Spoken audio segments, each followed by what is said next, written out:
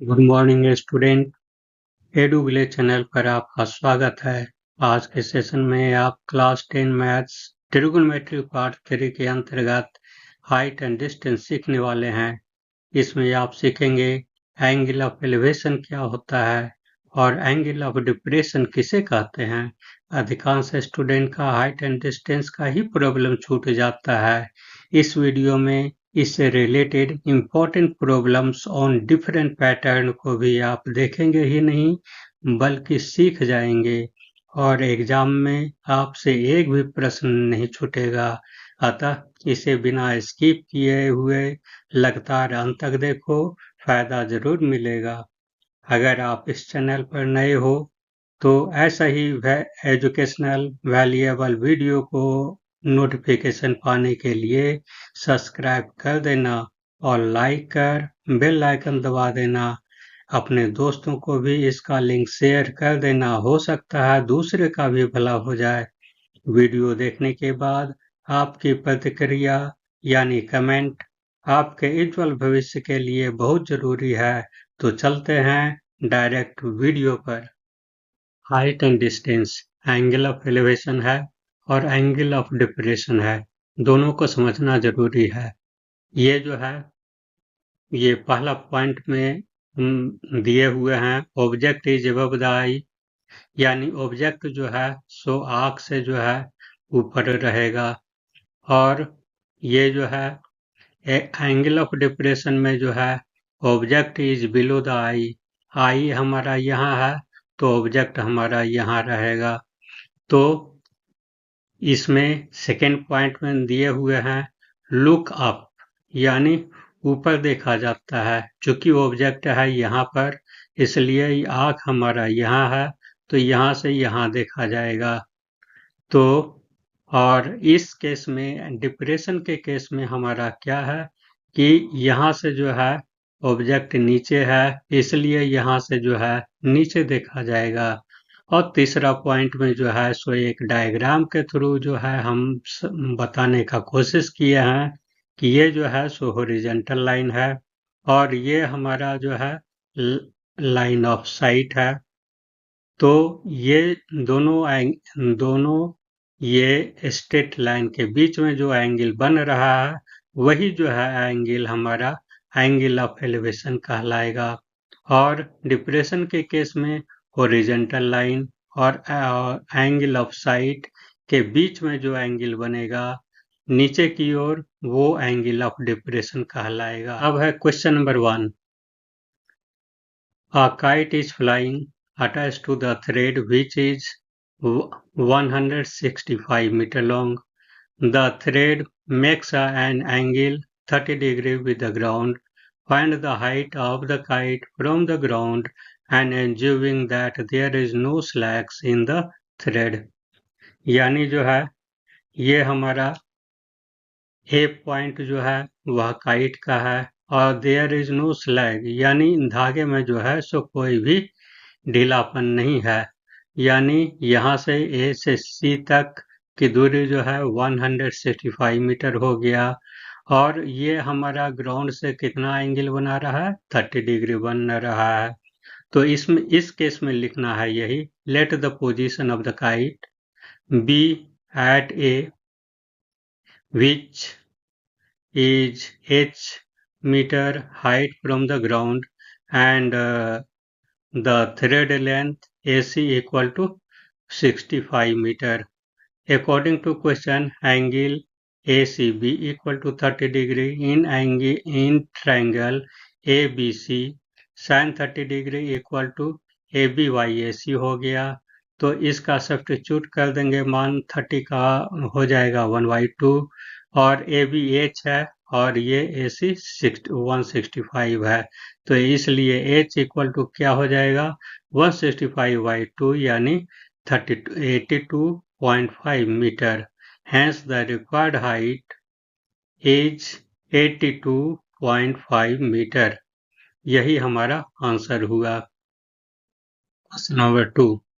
Question number 2 है a ladder 50 meter long just reaches the top of the vertical wall. If the ladder makes an angle of 60 degree with wall, find the height of the wall। यानी ये जो है ladder हो गया AC और AB जो है सो wall है। ये लैडर और वॉल के बीच में जो है एंगल हमारा 60 डिग्री का बन रहा है, तो हम मेरा हाइट जो है H जो है निकालना है। तो इसमें लिखना है यही कि let the height of the wall be h meter, then given the ladder of the length AC equal to 15 meter and angle BAC equal to 60 degree। तो अब देखेंगे इस ट्रायंगल में ABC में cos 60 डिग्री, cos 60 डिग्री हमेशा जो है याद रखना है, एंगल जो है हमारा ऊपर बन रहा है, टॉप पर बन रहा है, यानी हाइपोटेनस को छोड़ करके जो साइड से जो एंगल बनेगा वो हमारा बेस कहलाएगा। ये हम पहले ही पार्ट 1 और पार्ट 2 में कहते आ रहे हैं, इसलिए ये गलती नहीं करना है। तो यहाँ पर cos 60 इक्वल टू ABYAC हो जाएगा। AB को जो है सो हम बेस मानेंगे, BC को बेस नहीं माना जाएगा, AB को ही माना जाएगा, इसलिए ABYAC हो गया। तो इसका वैल्यू जो है सो 1/2 हो गया। ये h है, ये 15 है, तो h इक्वल टू हमारा हो जाएगा ये 15/2 यानी 7.5 metre. Hence the height of the wall is 7.5 meter. This is the answer of this question. Question number 3. If the tower 30 meter high cast the shadow 10 root 3 meter long on the ground, then what is the angle of the elevation of the sun? यानी ये जो है सन है, सन और ये जो है सो tower 30 metre height का है, तो इसका जो शैडो बन रहा है वह BC शैडो है जो 10 रूट 3 मीटर है। तो हमारा एंगल ऑफ एलिवेशन यानी ये एंगल जो है हमको निकालना है, यानी ये इस एंगल ऑफ एलिवेशन ये हो गया हमारा, तो इसी एंगल को निकालना है यानी एंगल C का। तो यहाँ लिखना है यही कि let the angle of the elevation be theta degree. तो here the tower height AB equal to 30 meter, shadow length BC equal to 10 root 3 meter in triangle ABC, tan theta equal to AB by BC, then tan theta equal to 30 by 10 root 3, tan theta equal to root 3 हो जाएगा। Root 3 का value जो है tan में हमारा 60 में आता है, इसलिए tan 60 लिख दिए हैं, इसलिए tan कैंसिल हो जाएगा यानी theta equal to 60 degree. Hence the required angle of the elevation equal to 60 degree. This is the answer of the question. Question number 4। यहाँ जो है सो हर एक क्वेश्चन मेरा जो है वह डिफरेंट पैटर्न पर आधारित है, इसलिए हर एक पैटर्न को यानी ये हाइट एंड डिस्टेंस में कितने पैटर्न होते हैं उसको जो है ये आपको देखना है और ध्यान में रखना है कि किस तरह से हमको सॉल्व करना होगा। अब चलते हैं क्वेश्चन नंबर 4 पर। The shadow of the tower when the angle of elevation of the sun is 45 degree, it is found to be 10 meter longer than when the angle of the elevation is 60 degree. Find the height of the tower। यानी height of the tower मान लिया जाए ये h है, तो ये हमारा 60 degree बन रहा है x डिस्टेंस पर, और ये 10 मीटर दूर और जाते हैं तो हमारा एंगल हमारा 45 डिग्री हो जाता है। तो इसलिए यही लिखना है इसमें सॉल्यूशन में, let AB be the tower and its shadow BC be x metre. Here, given the angle of elevation at C equal to 60 degree, angle of elevation at D equal to 45 degree।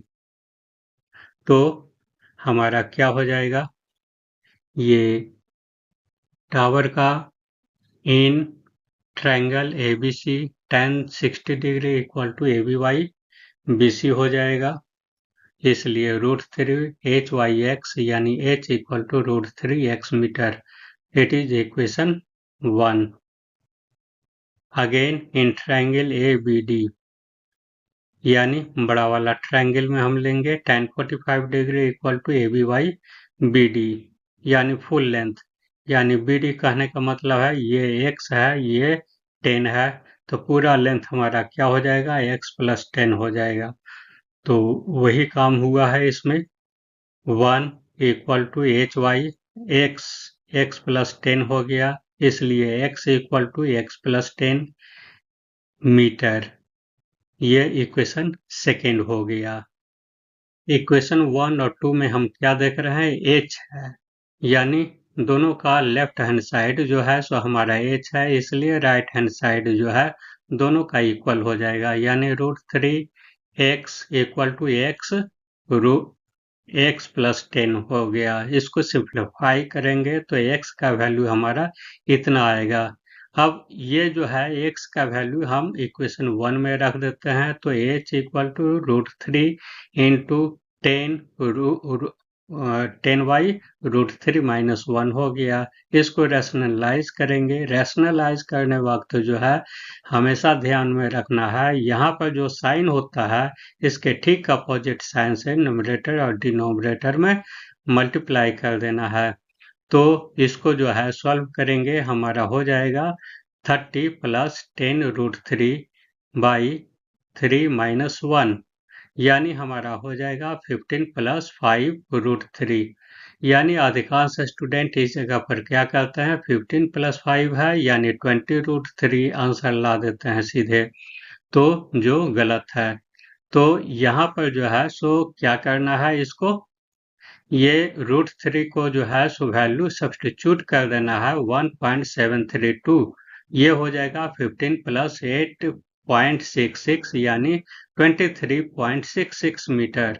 Hence the height of the tower is 23.66 metre. This is the answer. Next question number 5 है। इसमें जो है सो फिर दूसरा figure आ गया, तो हमेशा जो है सो डिफरेंट फिगर, जितने भी फिगर आ रहे हैं उसको कॉन्सेप्ट लेकर के चलना है। तो क्वेश्चन नंबर 5 में है, from the point O on the ground the angle of elevation of the top of the tower is 30 degree and that of the top of the flag staff on the top of the tower is 60 degree. If the length of the flag staff is 5 meter, then find the length of the tower. ये जो है सो BC हमारा क्या है, tower का height है, और ये AB जो है सो फ्लैग स्टाफ है, यानी झंडे का है। तो ये जो है सो झंडा का ये टॉप पॉइंट A हो गया, तो यहाँ से जो है सो ये 60 डिग्री बन रहा है, और B पॉइंट से जो है सो ये 30 डिग्री बन रहा है। तो हमारा क्या लेना है, find the length of the tower. ये टावर का लेंथ हमारा क्या होगा, तो लिखना है यही, let the height of the tower BC be h metre and the distance CO be x meter on the ground. Here AB is the flag staff, AB = 5 cm. It is already given. According to question, angle BOC = 30 degree and angle AOC = 60 degree. In triangle BOC, tan 30 degree = BCY CO. Then 1/√3 = HYX, then x = √3h. This is the equation 1. Again in triangle AOC, tan 30 degree = ACY/CO. तो ये 30 degree का, ये 60 degree का हम value put up कर देंगे, √3 होता है h = h + 5/x, यानी x का वैल्यू हमारा हो जाएगा h + 5√3। ये इक्वेशन सेकेंड हो गया।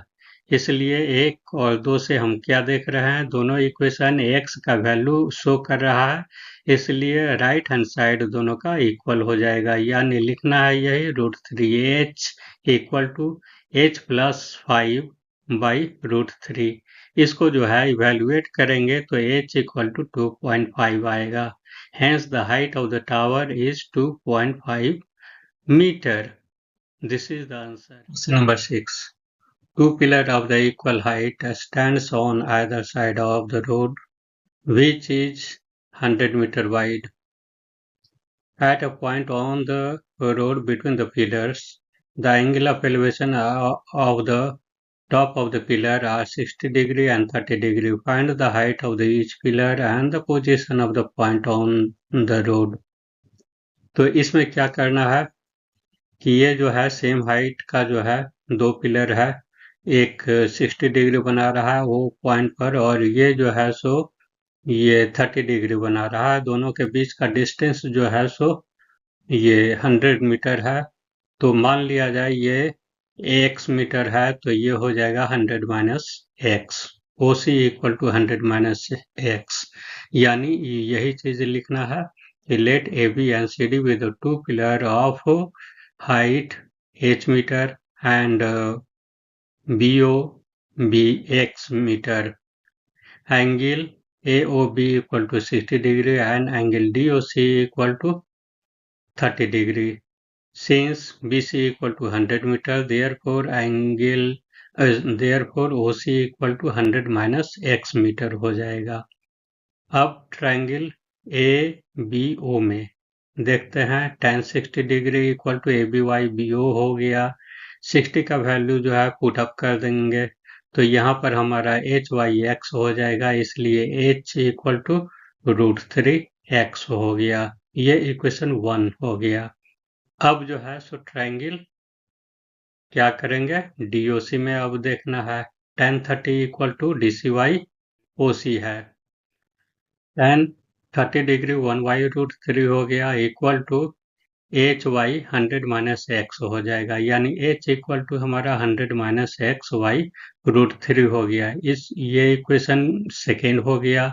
अब ये भी है H का वैल्यू दे रहा है, और इक्वेशन 1 भी जो है सो H इक्वल टू समथिंग है, तो राइट हैंड साइड जो है दोनों को बराबर होगा, इसलिए √3x equal to 100 minus x by √3 हो गया। अब इसको जो है सॉल्व करेंगे तो x का वैल्यू हमारा आएगा 25 मीटर। तो ये x का वैल्यू जो है इक्वेशन 1 में पुट अप कर देंगे, तो h इक्वल टू हमारा √3 का वैल्यू हम 1.732 लिख दिए, इंटू 25 से मल्टीप्लाई कर देंगे, 43.3 मीटर आया। Hence the required height of the pillar equal to 43.3 metre and the required position from the first pillar हमारा क्या हो जाएगा, डिस्टेंस 25 मीटर, और यही दोनों हमारा जो आंसर होगा। Question number 7, the angle of elevation of an aeroplane from the point on the ground is 60 degree. After a flight of 15 seconds, the angle of elevation changes to 30 degree. If the aeroplane is flying at the constant height of 1500 √3 meter, find the speed of the plane in kilometre per our.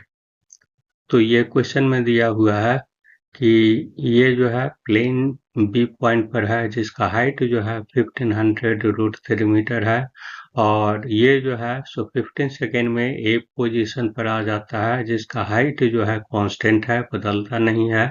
लेकिन ये जो है ये ए point पर जब आता है तो ये एंगल ऑफ एलिवेशन 30 डिग्री से ये 60 डिग्री हो जाता है।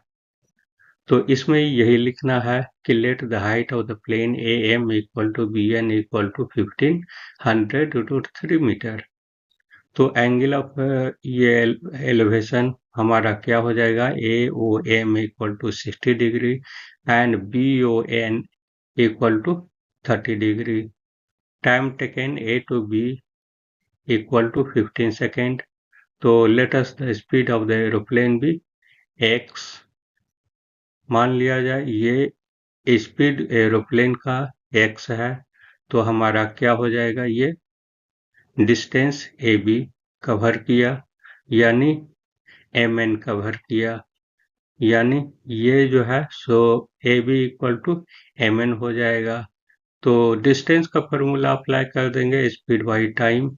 स्पीड बाई टाइम यानी कहने का मतलब है ये यहाँ पर फॉर्मूला लिख दिए हैं।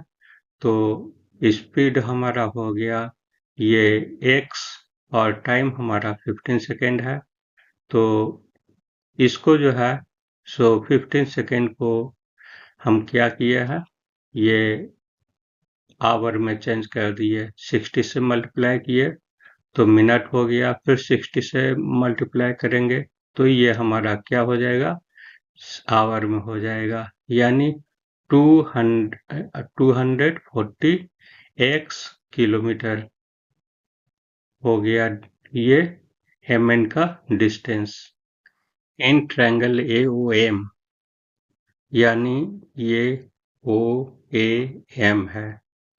तो इस ट्रायंगल में हम देख रहे हैं tan 60 डिग्री अप्लाई करेंगे, tan 60 degree equal to AMYOM हो गया।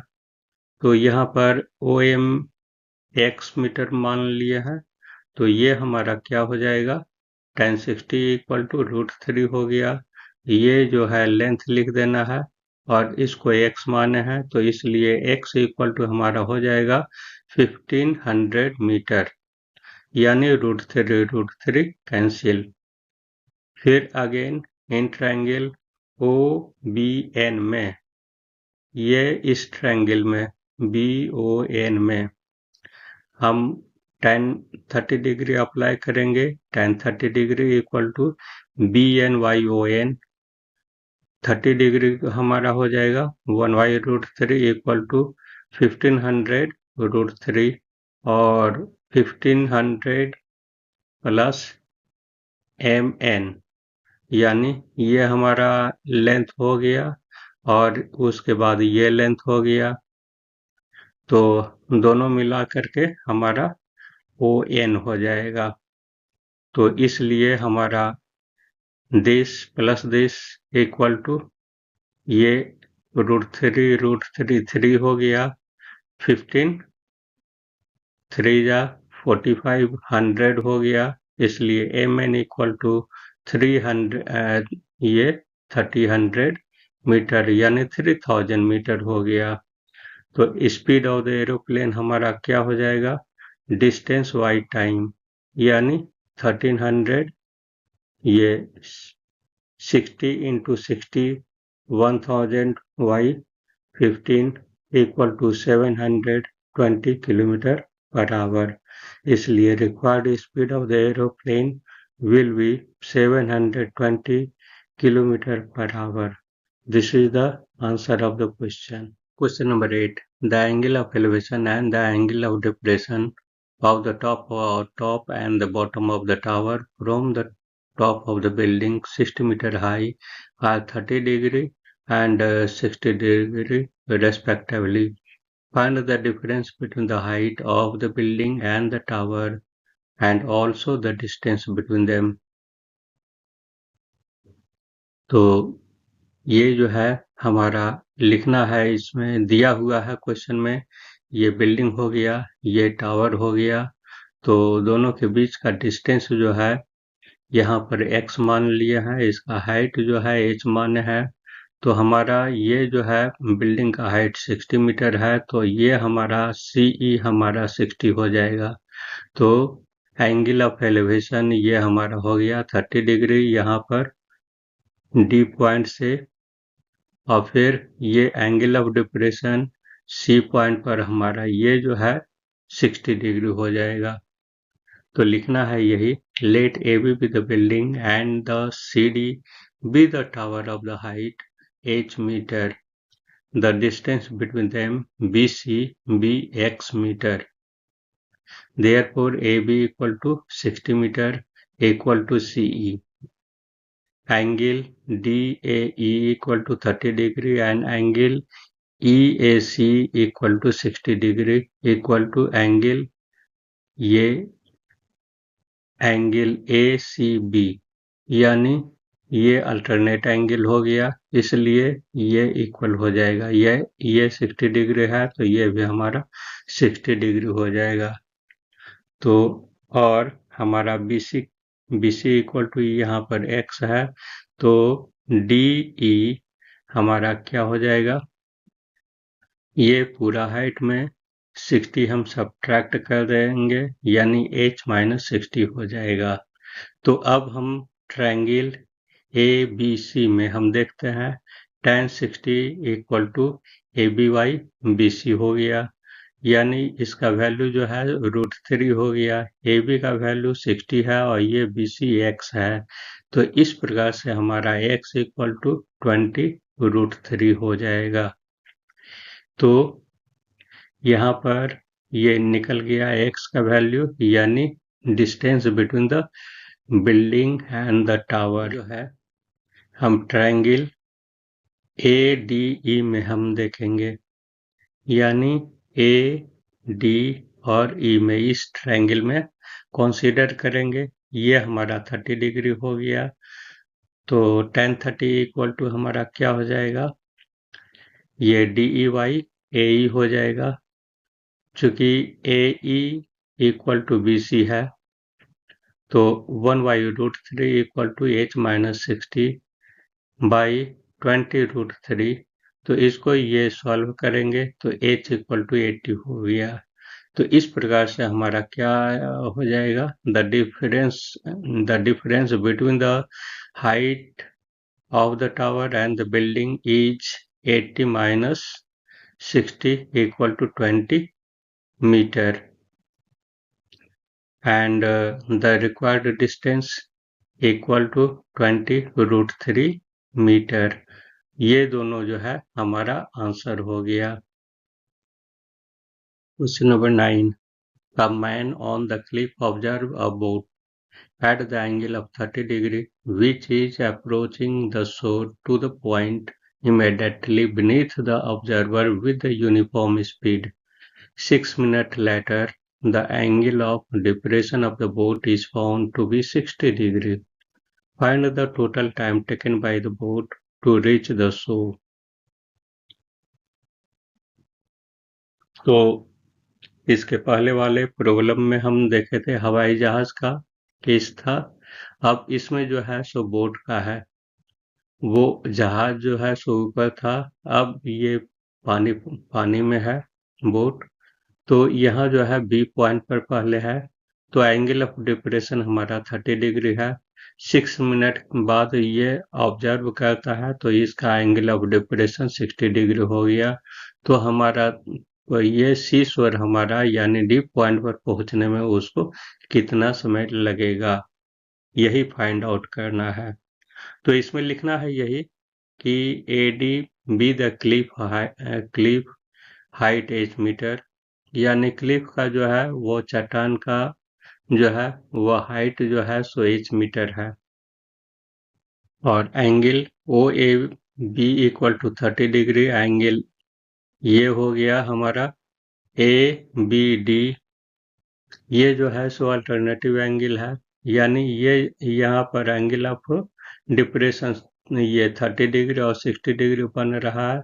तो ये जो है सो एंगल ऑफ ये अल्टरनेटिव एंगल जो है इक्वल होता है, ये हम पहले से जान रहे हैं, इसलिए अल्टरनेटिव एंगल लिख दिया गया है।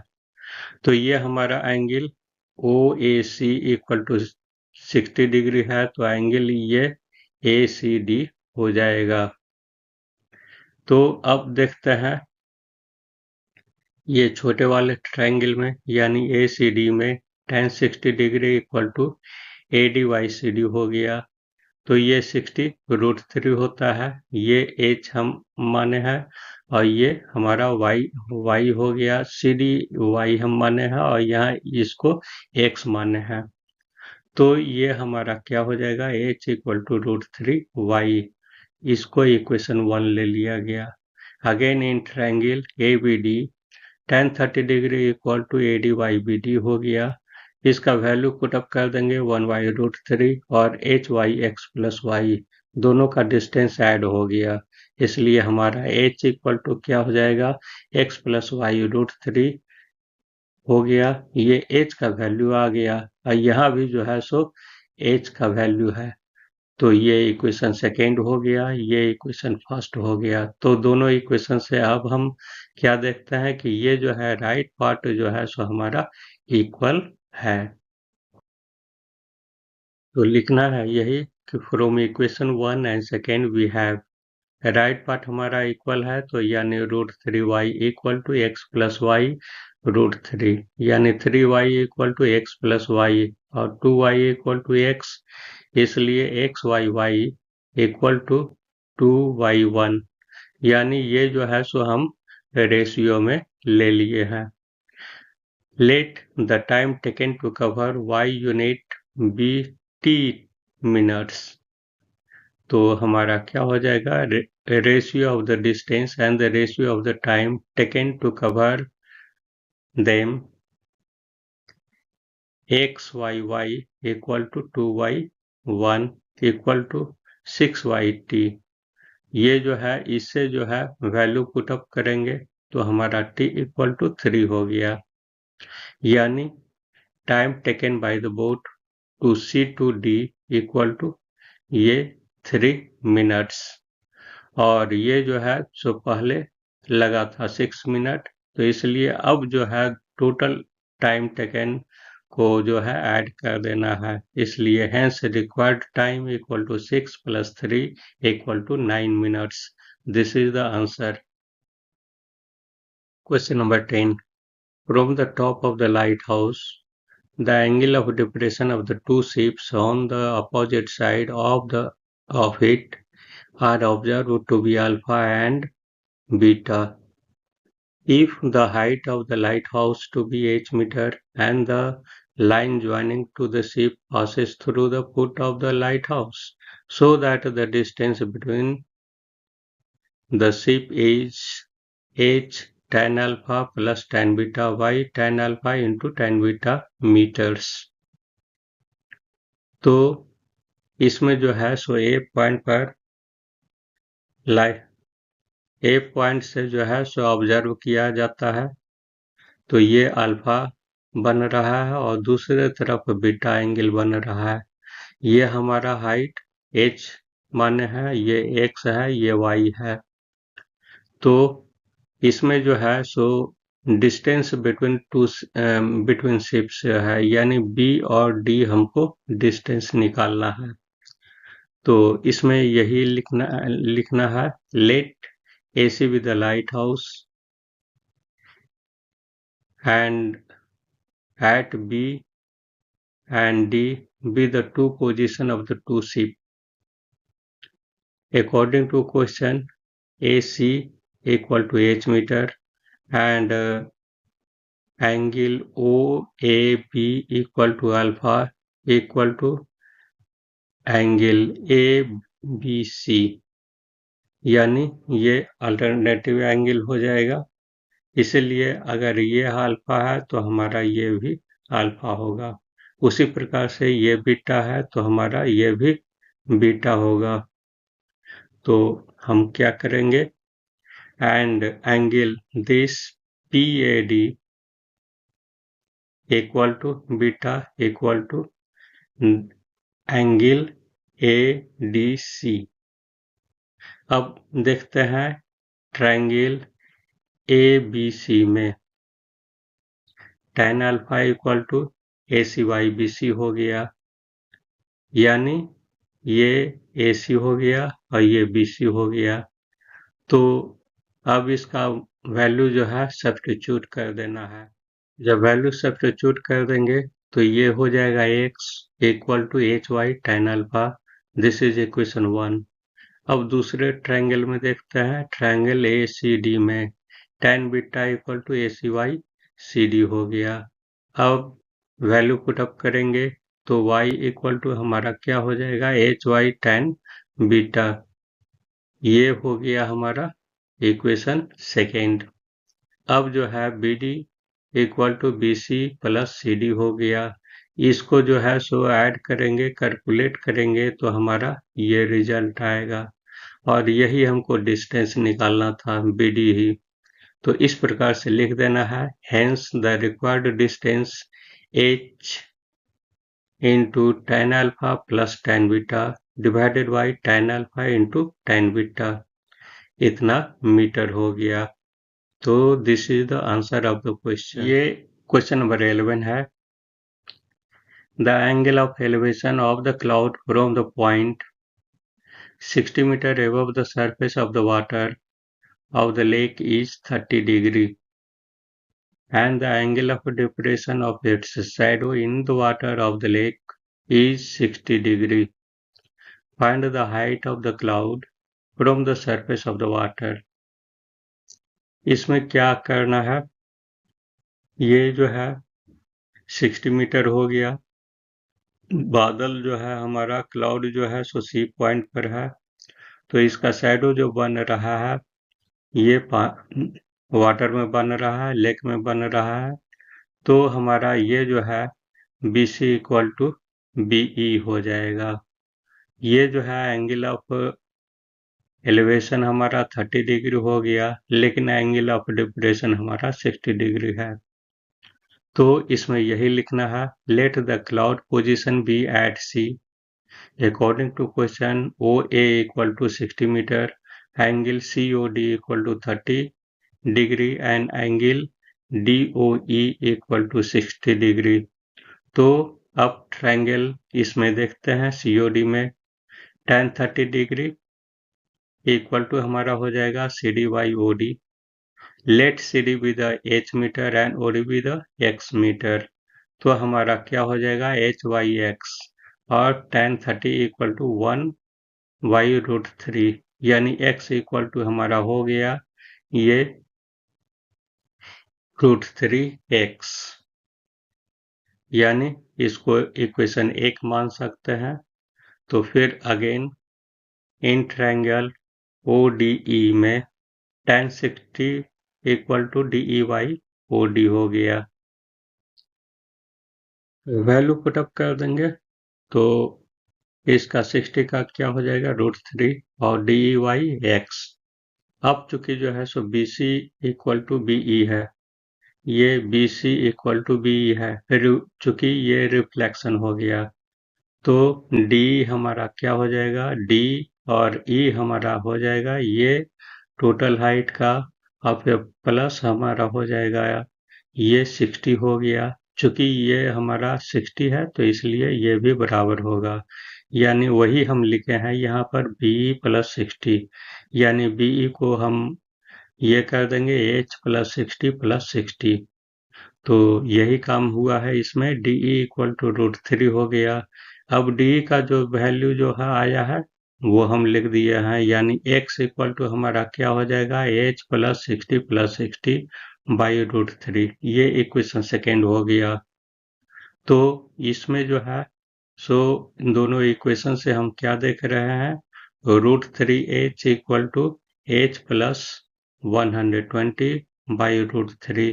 इधर क्रॉस मल्टीप्लिकेशन करेंगे, 3h minus h equal to 120, यानी h इक्वल टू 60 मीटर हो गया। अब रिक्वायर्ड हाइट पूछ रहा है, यानी ये CD प्लस BD दोनों को जोड़ देना है। 60 प्लस 60 120 मीटर हो गया। तो यही हमारा आंसर हो गया। क्वेश्चन नंबर 12 है, यहाँ जो है सो सभी क्वेश्चन जो है सो डिफरेंट पैटर्न पर दिया गया है, इसलिए ध्यान से जो है सो उसका सॉल्यूशन को देखते जाना है।